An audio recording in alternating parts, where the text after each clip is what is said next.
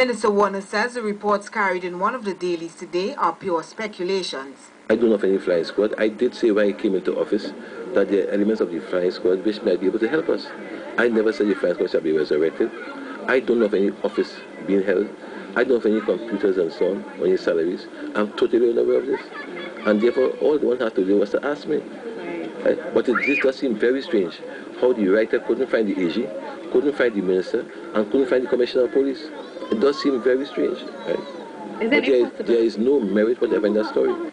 He further sought to give his assurance that the flying squad would not be resurrected. He says the techniques used by the squad may be outdated. No, the flying squad will not be resurrected as the flying squad of the past. It will not be. You can't take a 1970 institution to solve the problems of today.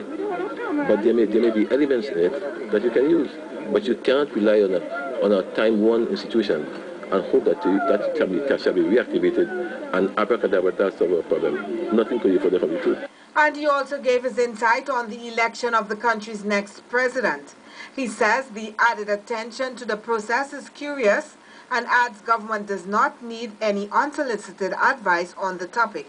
They elect Solomon Hochoi, they have Solomon Hochoi, Ellis Clark, Nuhu Hassan Ali, you name it. Nobody asked anything. Nobody wanted any consensus. Nobody had anything to say.